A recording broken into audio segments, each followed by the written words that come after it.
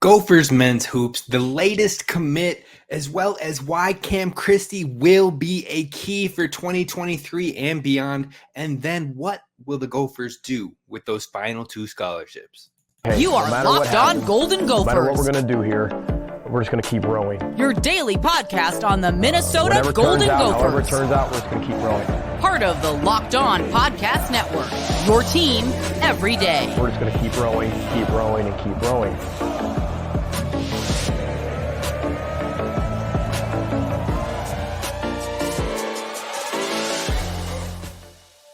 You're listening to Locked On Golden Gophers, part of the Locked On Podcast Network, your team every day. My name's Kane Rob, host of the podcast, former collegiate football video coordinator and recruiting assistant, here to talk Golden Gophers with you each and every day of the week.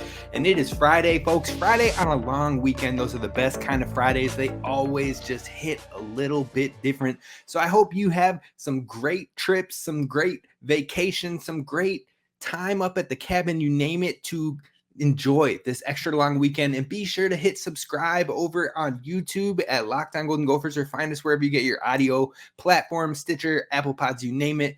Kick back, relax, think about the Gophers and what is to come. We've been having some great shows this week with football. We talked about the top 10 quarterbacks in the Big Ten. We talked about how the Gophers can utilize this wide receiver room moving forward, how to keep them in the depth and the talent in use through so many players being talented, all that and more. We've even recently had head coach of the women's basketball team, Don Plitzwhite, on the show within the last week or so. So definitely tap in. Be sure you're listening and checking it out on the long weekend, and show your other Gopher friends. But today we're talking about men's hoops. Now, it's been a little bit since we have talked some Gophers men's hoops, and that is partially intentional. You know, your boy was still recovering because it was a rough season. I'm not even going to try to lie. I'm not going to try to front on that. It was very difficult, but we've gotten some good news in the last couple weeks. And one of the biggest things in that news is Grayson Grove is headed to Dinkytown. He is from Alexandria, Minnesota, a Minnesota prospect, one of the best kids in the state, made the state tournament this last year.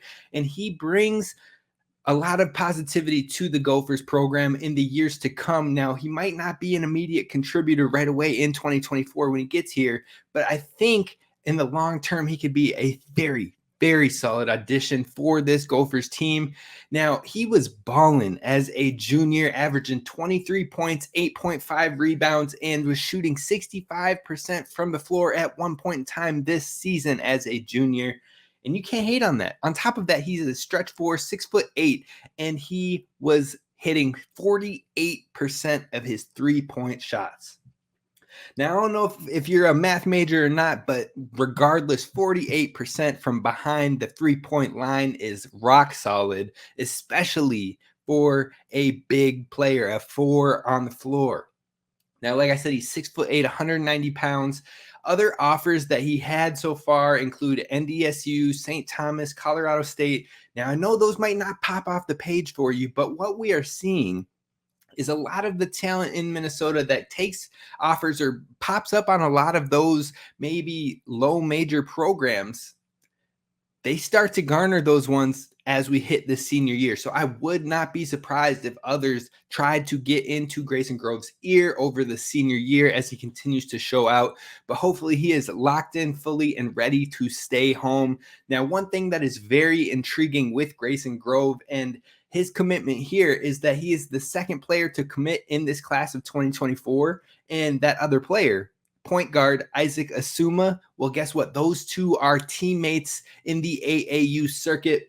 They already have a familiarity with each other. They already have that chemistry building, and it's only going to continue to build over the summer. I believe they're already about 11-4, 11-5 in the summer program so far, and AAU is just getting started. Like, I believe it started kicking off heavy final weekend of April, kicking off into May, so it's just getting going. Those two are going to continue to grow, continue to rise and grind and shine, and I am excited for that because that hopefully chemistry building will continue, both of them, and their desire to continue to play for the Gophers as other offers may come their way. Now, like I said, Overall, 6'8", but only 190 pounds. Now, I know I've already said that, but the reason I bring it up again is because getting stronger is priority numero uno when it comes to Grove. Now, I would likely estimate, just based on the trajectory of the roster, based on the youth that we have on the team, based on the outlooks that we're looking at, that Grove could redshirt in his freshman season in 2024, and that wouldn't be a terrible thing. But the biggest thing is that getting stronger, filling out his frame, and being able to take the beating of the Big Ten, that is going to be a huge thing, and it will give him time to adjust. So a redshirt could be perfect for Grove heading into his true freshman year in 2024. But again, there's a lot of time between now and then. So who knows? Maybe he throws on 10, 15 pounds of added weight, but like muscle, and is in there starting to bruise. But let's talk about his game from the court. Now, from what I've seen, which is a limited amount of tape, I'm not going to lie to you, I haven't dove in high key and heavy on these guys yet. I've probably seen a lot more of Isaac Asuma than I've seen from Grayson Grove. But the things that I have seen is that he has a nice foundation in the post game. I believe his turnaround is pretty nice. He's got good body control. Now, again, having that body control in the Big Ten is going to take more strength. So again, he's going to need to fill out and add some weight and get stronger. But I like the fundamentals and the foundation that is there. Now, I also like his ability to stretch the floor. Like I said, he can shoot it from deep, and he can shoot it at an efficient clip. So overall, those are promising. I mean, he cleans up around the rim. He attacks the basket aggressively. He has lots of dunks in his tapes out there.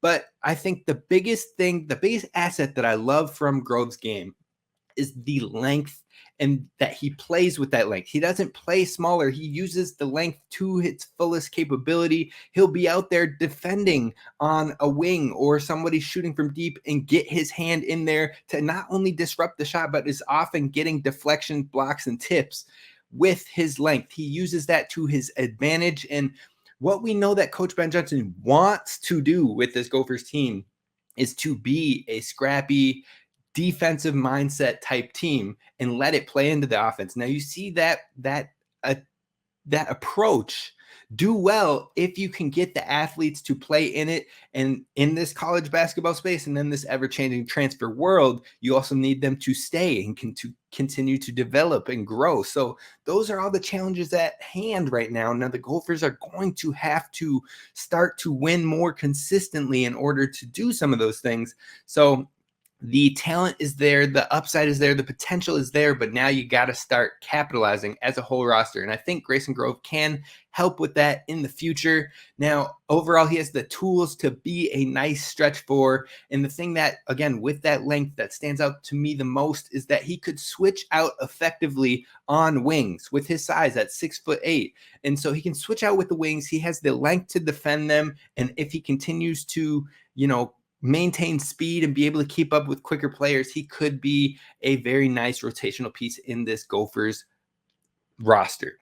Now, speaking of the roster, there is one, kind of two, but we're going to focus on one player that is going to be pertinent in their development for the Gophers to find success long term. And that player is Cam Christie. Cam Christie holds the keys to this Gophers future. I am very certain of that, and I'm going to tell you why that is coming up next. First, I got to talk to you about our friends over at Birddogs. Now, I'm going to keep this short and sweet because you've heard me glamour and glow on them so much over the last week and a half, and that is because I truly love this product. They're super comfortable. I'm going to be rocking them on the golf course this weekend, and I look forward to it. I'm not even going to lie to you. So definitely give Birddogs a try. Don't let a price scare you, because you know what? It's not that much more expensive than any other shorts that you would go to any retailer. And what I'm telling you is the quality with them, as well as the versatility of where you can wear them and the comfort. All of that, it is a bang for your buck. So definitely hold on and head on over to birddogs.com/lockedoncollege. And when you go over there and you use promo code LockedOnCollege, they're going to throw in a custom Yeti style tumbler for you as well with the Birddogs logo on it. You can bring that on the course with you. You can bring it in for your mornings with work, whether you're using it for coffee or water or what have you, but you're going to want to check them out. You're going to want to head on over to birddogs.com, and I'm telling you, get the ones with the liner. Just hear me out. Give it a try. You will not regret it. birddogs.com/lockedoncollege.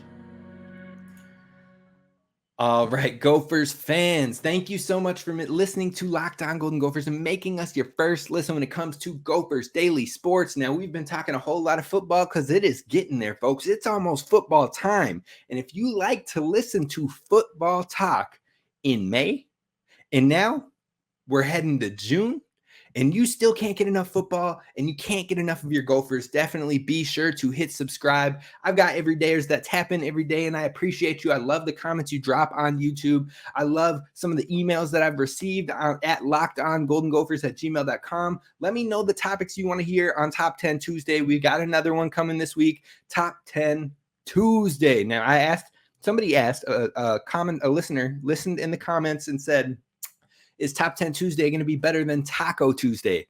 And you know what? I hope so, but it depends on how much you love tacos. I can't compete with a good taco. So I will definitely be taking more requests on those. We're going to have a great one this week, but let's get back to talking about basketball and Cam Christie, because Cam Christie is the key to 2023 and beyond in my eyes. Now, Grayson Grove, we just talked about, Isaac Azuma, futures of the program, guys in the class of 2024, youth that will be important for this team. But speaking of another younger player that will be critical for how the Gophers develop under Coach Ben Johnson in the years to come, Cam Christie is at the forefront. Now, at first glance, scoring could look a lot different for Minnesota coming up in this next season. Now, one constant that remains is Dawson Garcia, and we've talked about him on the show about 2 weeks ago or so, and we talked about how Dawson Garcia, everything funnels through him, runs through him. The shots might not all come from him, but his involvement in the offensive system is going to be pertinent and is going to be the key to Gophers winning games this season. But he's the obvious choice as a focal point for the Gophers. Now, aside from Garcia, in the 2023 season, my assumption would be Payne, and then the two transfers in Hawkins and Mitchell will be the guys who do a lot of the scoring.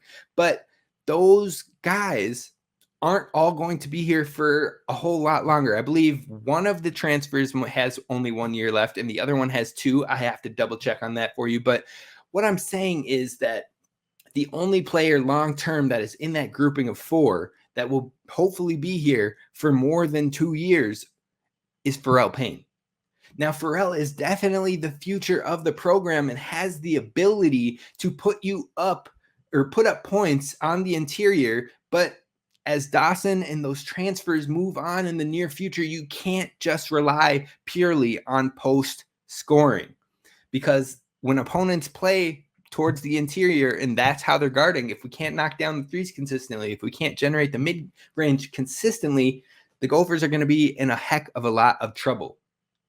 Now, on the youth side, that is where you must start to see the development. And that is why I say Cam Christie is the key, because Cam Christie and Caden Betts, the success and development of those two freshmen, one a redshirt and one a true freshman coming in this year, their development is going to be the key for the Gophers continuing to climb the ladder long-term in the Big Ten. Now, Cam Christie is extremely intriguing to me because he can create his own shot. He is good in the pull-up game. He doesn't need the basketball. He can come off of screens and get his shots, but he also can create on his own. Caden Betts has been working with that in the program this last year, working against Jameson Battle, but also able to probably pick up some things, some keys on how to create your own shot in this last year, which will be good for him.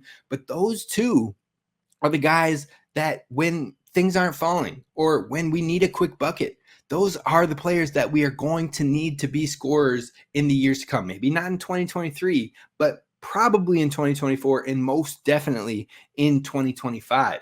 So overall, that is why I see Cam Christie as a key for 2023. I think he's going to need to see the field or the court this year, not the field, because you need him to start generating that confidence and start getting a feel for his spots on the floor. Now, yes, Josh Ola-Joseph could turn himself into more of a 3-level scorer, but as it currently stands, he's more of a slasher, an interior scorer as well. Carrington's game seems to lean more towards a spot up or a curling shooter. Great 3-and-D player right now, extremely good on the defensive end. And then even looking at the 24s, there's some ability to score in there. Asuma can get his shot up. I think Grove is pretty effective at scoring as well. But again, once you get to the Division I Big Ten level, it doesn't always translate immediately. So at what capacity will those two players be able to score in year 1 or year 2? That might take some growth and development, and it might take more time for them to be more impactful. But Cam Christie and Caden Betts both can create shots. They've shown that throughout their entire careers in high school, in AAU. And then even we've heard good things about Caden Betts with his practicing with the players last year as a redshirt freshman. They've shown flashes in the pull-up game. They've shown flashes at the three-point line. They've shown flashes on the interior. So being 3-level scorers at each level is huge. And those two are the guys of the future. They are the staples of the program. So you help them become more efficient, more effective scorers. And you pair that with Pharrell Payne on the inside and allow Josh Ola-Joseph and Carrington to play and thrive in their roles. That's where you're starting to build a nice unit as a team, a nice foundation for the program overall.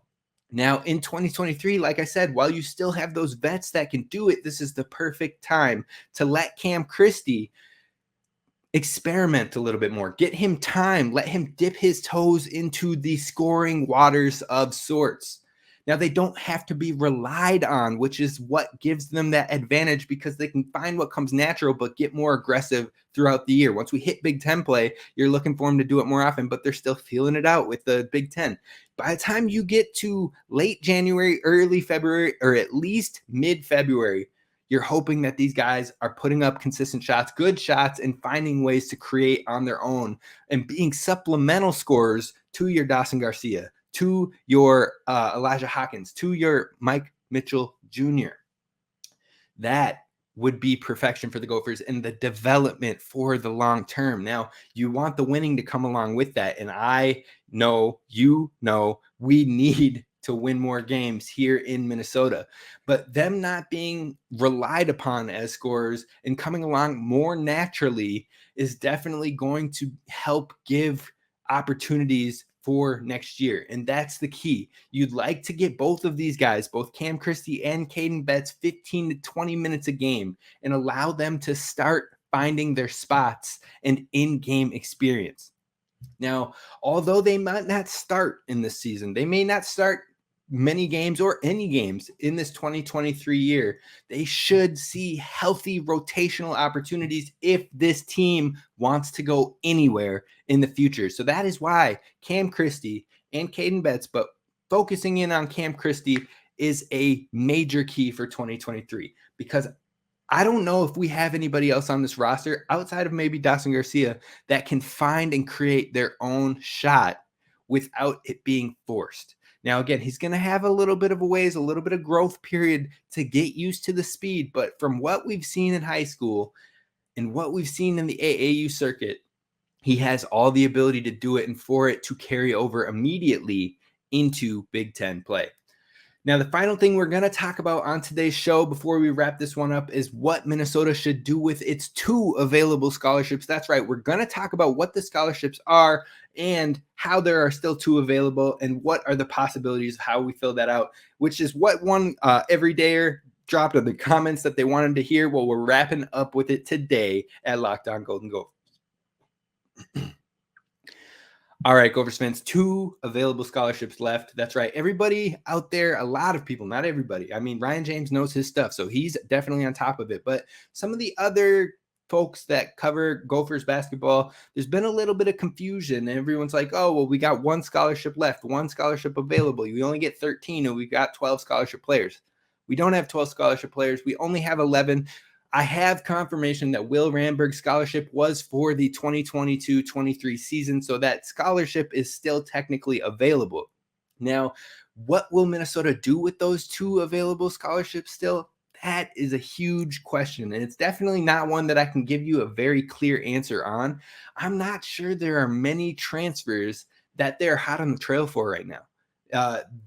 Gophers transfers and transfer interest on the basketball scene in the Minnesota Gophers, they hold that stuff like it is the top secret national security secrets close to the vest. You cannot know information unless there's a chance.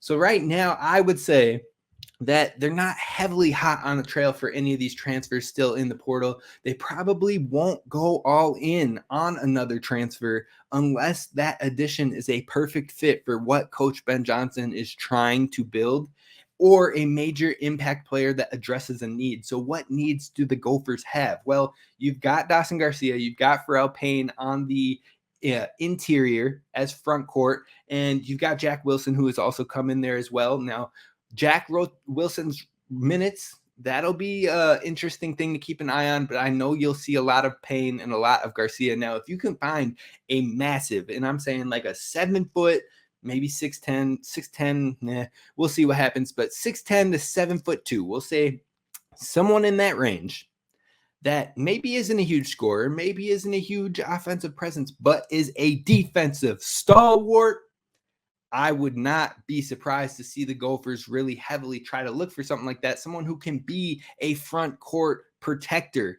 and give Pharrell Payne a break here and there, and give Dawson Garcia the ability to be off the floor and have two interior presences in Payne who can work on the offense and the defense, and then somebody who could be a defensive stalwart and clean up on the boards.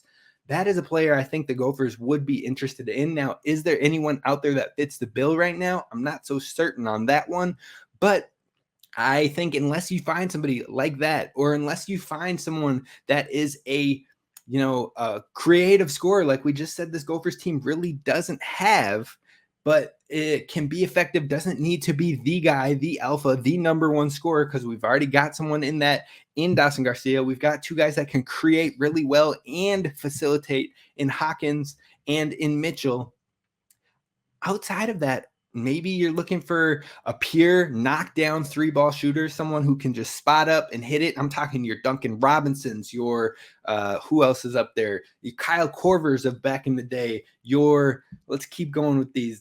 Not Steph Curry, obviously, but you get what I'm saying with this. A 3 spot-up shooter, Jason Capono, that throwbacks for some of the folks out there that really dive in deep on basketball. If you've got other 3 shooters that are spot up and knock down that you can think of, drop them in the comments below so I can take a trip back in memory lane. But that's what I'm saying. If you can find a spot up, knockdown 3-point shooter consistently hitting heavy and can put up 3-4 3-pointers in a game, and you're going to knock down 3, let's say they take 5 threes a game, you're going to knock down at least 3 of those consistently, and they can be there to find a knockdown. Maybe you're Blake Hoffarbers, throwback to the Gophers. But that type of player I think would be welcomed. I think, again, a front court defender and a cleanup on the boards would be welcomed. But outside of that, unless it addresses immediate need, I don't think you're going to see many more additions for this roster. So what do you do with the 2 spots? Well, likely you'll see what we saw last year with Ramberg, or where you can give that scholarship to a player for the year and allow them a walk-on player to have their school paid for. I wouldn't be surprised to see that happen again. Or you could end up holding the scholarships, and see what presents itself, see what happens. Maybe you have a bigger class that you're shooting for in 2025, or if some more 2024s that are high and heavy on the radar, you try to bring in 2 more 2024s, and you have that class for certain coming and being a larger class. Now, again, that doesn't stop you from giving Will Ramberg another scholarship on the year, because he will likely be gone after this season. I believe he will be headed to graduate. So I think overall you either see important needs filled, players that can be pertinent. Maybe they're more one-year guys because you want to keep the scholarship availability open long-term, or you see some of the internal walk-on guys get a scholarship for the year and we move on from there. But the reason I don't think that they will go all in unless it is a perfect fit or a major impact players, because you likely have to focus on the development of the youth and prioritize those players right now and getting them minutes and getting them time and getting them opportunities so you don't lose them to the transfer portal in the next offseason. So you want to develop guys like Carrington, like Ola Joseph, like Payne. I mean, those three need to see healthy minutes. But then you've got Cam Christie and Caden Betts. That's 5 young players that will be sophomores or freshmen in this next class. 5 players, 5 scholarship players. That means you have 6 other current scholarship players right now that aren't freshmen or sophomores that you're going to be working in. I mean, you've got the 3 transfers, Hawkins, Wilson, and Mitchell, plus Garcia, plus Fox, plus Enan. That's your 11 transfers, or not transfers, 11 scholarship players right there. I think you're going to see that be the core. Again, I don't know how many minutes Wilson gets in this next year, but maybe those 10 outside of that, depending on the night, depending on the matchup, depending on the game plan, some of the youth players get mixed in, depending on those matchups, like we said. But then the core is formed around those 10. I think that's how you kind of see it this year. I don't think we're going to see any huge additions. That's going to do it for us here at Locked On Golden Gophers. I wish you a happy and great and relaxing long weekend. Be sure to hit subscribe over on YouTube and leave a 5-star review wherever you get the podcast. It is much appreciated. And you know what? If you're not ready to leave a 5-star review, that's fine. Don't leave any review, but shoot me a DM over on Twitter or shoot me an email on Locked On Golden Gophers and let me know what you want this show to be and more moving forward. I'll see you then. This is Kane Rob signing off. Be sure to subscribe. I'll see you next time.